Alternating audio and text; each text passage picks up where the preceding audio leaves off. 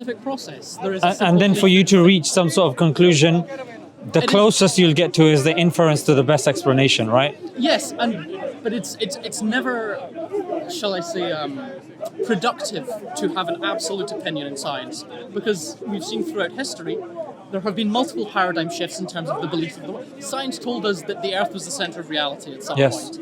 That was wrong, and science moved forward. And one of the fundamental ideas that we got from that moment, when we realized, no, we were wrong, is that science is often wrong, and you should not put absolute faith within it.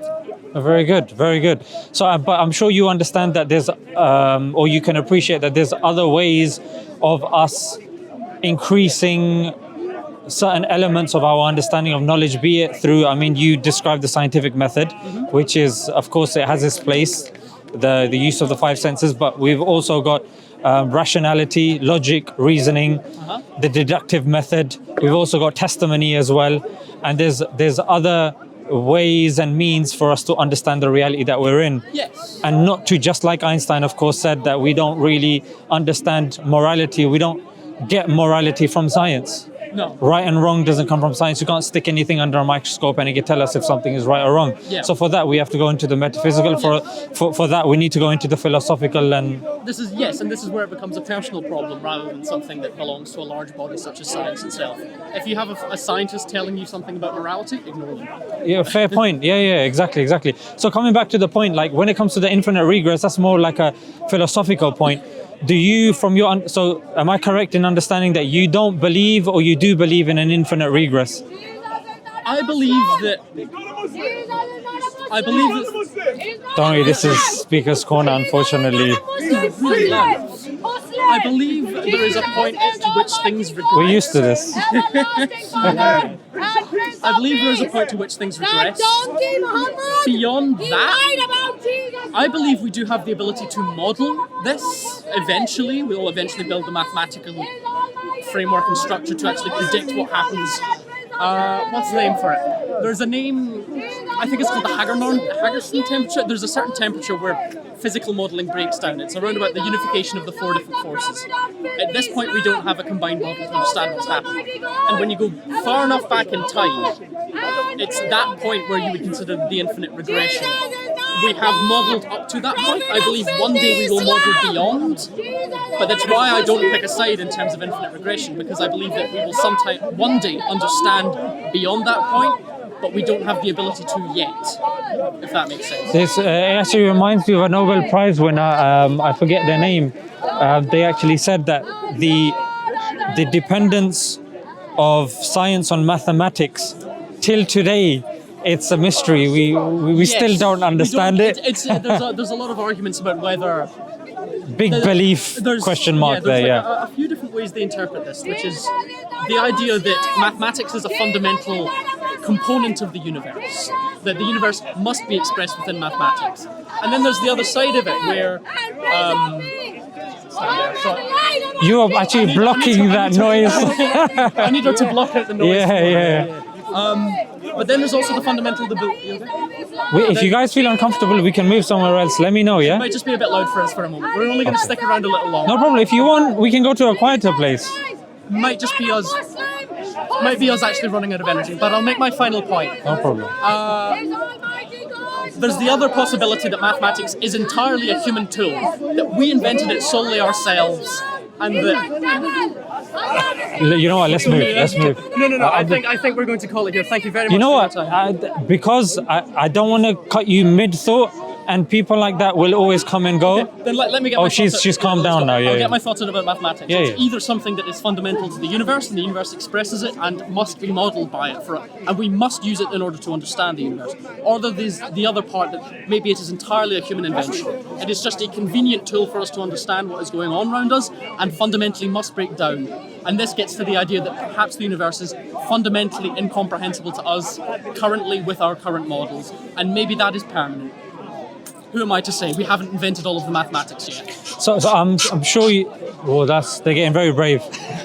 When it comes to mathematics, when it comes to science, like you said, or like you inferred, that it does rely and is predicated on induction, which is our understanding today.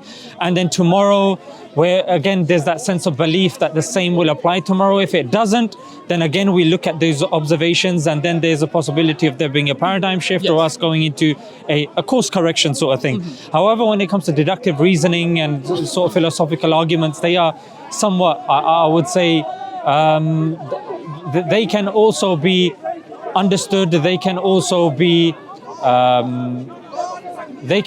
understood through somewhat objective means. Okay. I'll give you an example. There's an argument called the contingency argument. Okay. It's very short in the sense that we are all contingent beings. Yeah, we're all dependent. Okay. So we're dependent on something. That's dependent on something. That's dependent on something else. Now, either there's two options. Either it goes on for infinity, or there is an end to that chain. Different people call it different things. Some will call it the prime mover. Some will call it the uncaused cause, be it Aristotle, be it Leibniz, whoever you want to call them. But in this argument, we call it the necessary existence. Reason being, when you look at both options, number one, either it goes on for ad infinitum, but it's like the analogy that if I have to throw my glove somewhere, I have to ask this person's opinion, can I throw it? They'll ask yours, they'll ask yours, they'll ask yours. So as we continue going on, if we go on for infinity, will I ever get to throw my glove? No, because I haven't received an answer. They keep deferring the answer onto somebody else. Okay.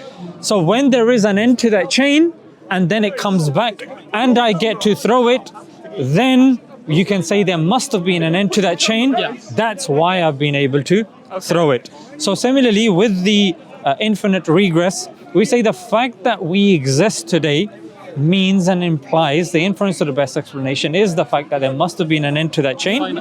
Yeah, the necessary existence, the uncaused cause, the prime mover.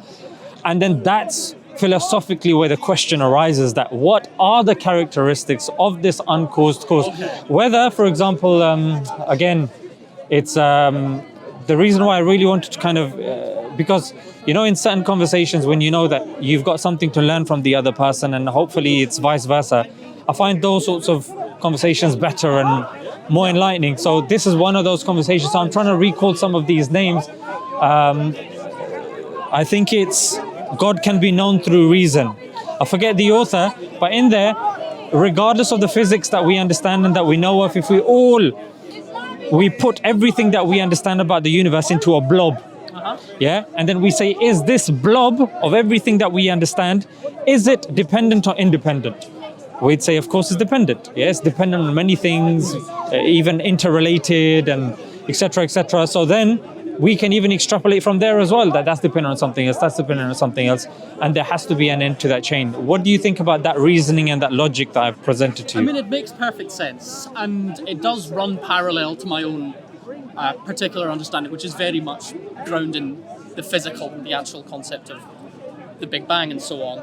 Whether or not I would be comfortable making a decision on whether or not there is some form of prime mover, I do not know.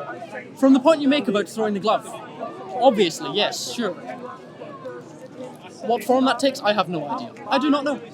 So that, and that's good. Agnosticism is fine, and when we have these sorts of conversations, even if it gets a few cogs turning, person goes, that point was interesting, let me look into this. He mentioned Leibniz, he mentioned Aristotle, then the contingency argument. So those things, and that's one of the reasons obviously we film, so person can go and then revisit and say, oh, did he just throw those names, or let me reset some of those names. So when we arrive to this point that you said makes sense, which is the end to that chain, the necessary existence, the necessary existence, then to put that forward, to kind of continue that, we would say that what is that necessary existence? And the argument that we would make as a theist, as a believer, as a Muslim would be, And bear in mind, these are all rational to begin with. Yeah, yeah. Yeah, so if we see intelligence around us, if we see power around us, then the same could apply over here as well, that we must have got that intelligence power from something else that must have more power and intelligence than us.